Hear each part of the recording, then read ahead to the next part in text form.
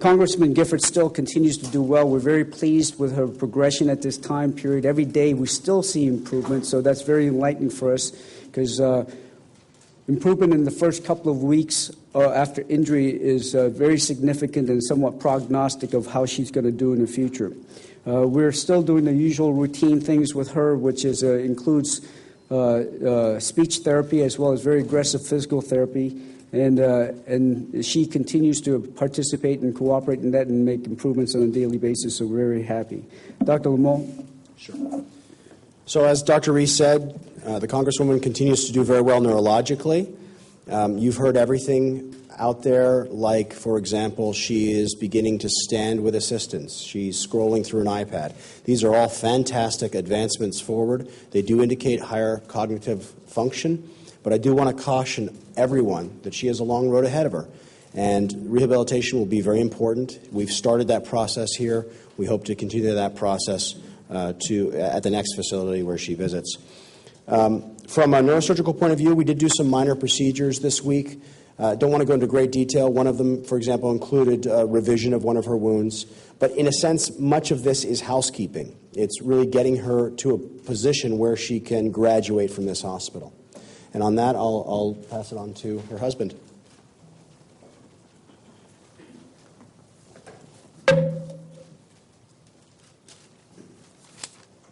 Secret notes. Good morning, everybody. The last 12 days have been extraordinarily difficult for myself, my family, but not only us. I think it's been very difficult for the city of Tucson, Southern Arizona, and our country. I don't think we're ever going to fully understand the why and the how and, the reason for what happened on the 8th of January. It's a loss of innocent life, the injury of a dozen people, the death of a 9-year-old girl, a federal judge, and the serious traumatic injury to my wife, Gabrielle. So we'll never fully understand that. Emotionally, this has been a challenge for all of us. But what this has done is it's certainly shown me, and I think not only our country, but the entire world, what Tucson is all about. It showed them a different side of Tucson, and I think all Americans are very proud of what they've seen. And I know my wife, Gabrielle, would be very proud of how this community's responded to this tragic situation. The memorials outside this hospital, in front of the Safeway, in front of Gabby's office, has been really a testament to what this community is all about. The love and support that we've received is a bit overwhelming. It's actually a bit difficult to even keep up with, but we are very, very appreciative. And I want to apologize for all those folks that have done so much for us that we haven't recognized yet. I know one of the first things Gabby's going to want to do as soon as she's able to is start writing thank you notes. And I've already reminded her of that. I think, as Gabby moves into the next phase of her recovery, she's going to need to continue to be strong, and she will really appreciate the support of this community. This is her home. This is the place she loves, the people she represents. We looked at a lot of places to move her to. We considered rehab facilities in New York, in Arizona, in Chicago, in New Jersey, Washington, D.C., and also in Houston. One of the best rehab hospitals in the nation and one of the closest of the best is in the city of Houston, and that's the Tier Memorial Hermann Rehab Hospital. So it took a while to decide where to send her, and there were many factors that went into that. Some of those other places could certainly provide her excellent care, and we did consider them all. Tier Memorial Hermann's been one of the top-ranked rehab hospitals in the country for over 21 years. It's got an outstanding world-class reputation. The doctors and nurses there are among the best at treating penetrating head injuries like Gabby has been dealing with. So I want my wife to get the best possible care, and I'm convinced that she can get that at Memorial Hermann. It's also one of the closest, top-ranked places to Tucson, but what really is a critical factor in this decision is the fact that it's going to let me be there by her side as much as possible, every single day. And I don't know how long this whole process is going to take. But if I want to, at some point, address situation with our children, who are teenage girls, going to school every day, and also be able to, at some point, consider the possibility of returning to work, it makes most sense that she is in Memorial Hermann in Houston, Texas.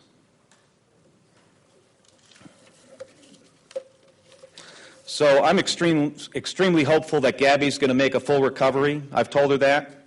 She recognizes it. She's a strong person, a fighter. I mean, she is a fighter like, nobody else that I know.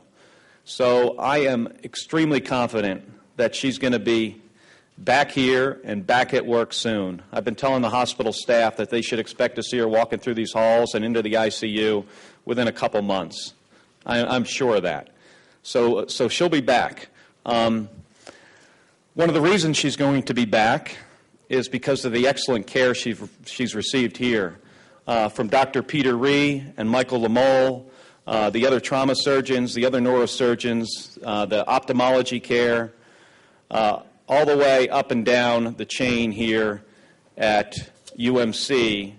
She has received nothing less than perfect care. And that's the reason she's in the situation she is in now, with the fact that within 2 weeks of this very serious injury is able to move on to the next phase.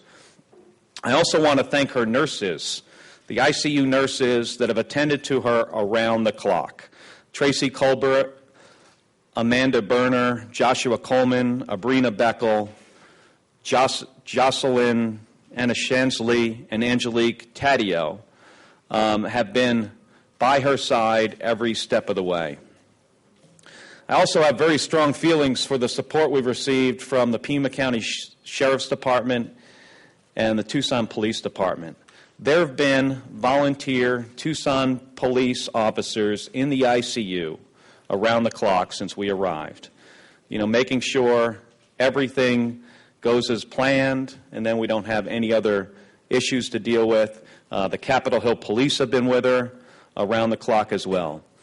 I also particularly want to thank the CEO of UMC, Kevin Burns, Mayor Bob Walkup, the University of Arizona President Shelton, who I've known for years.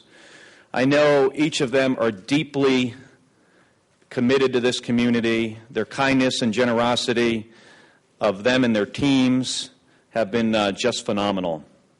But really, the bottom line is I want to thank the people of Tucson for their support that they have provided for me, my wife's staff, our family over the last 2 weeks is, really beyond what I would have expected, of anybody.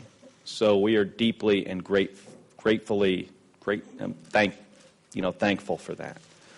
So I'd like to take a couple questions if anybody has them, and I think Pia's going to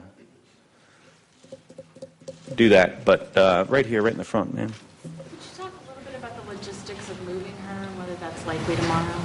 Yeah, so we're going to move her tomorrow. We're going through the planning process right now, how exactly we're going to do that.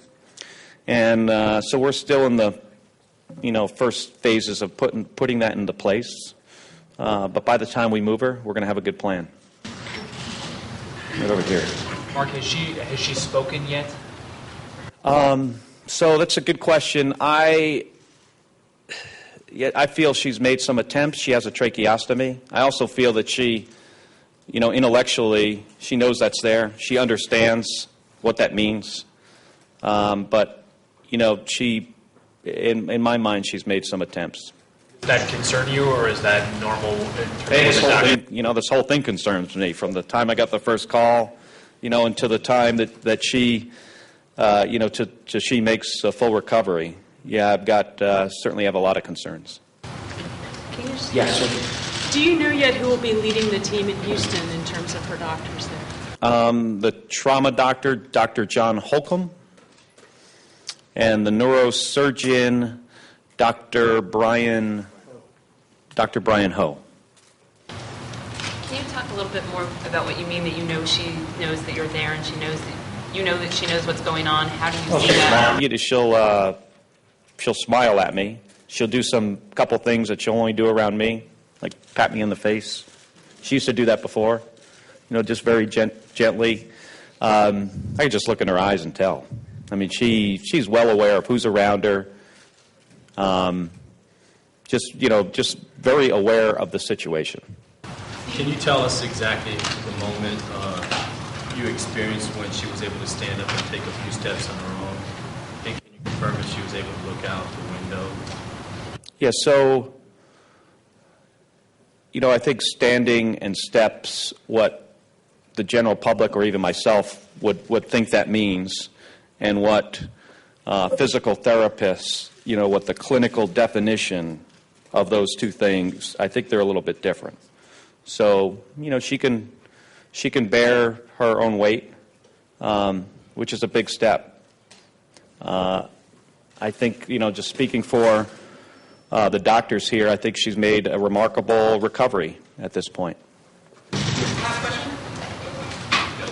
mentioned various moments, there's the back rub and the thing you're in.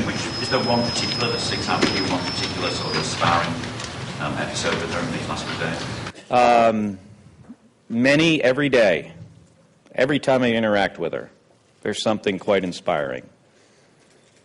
So, it's just stuff like that she does over and over again.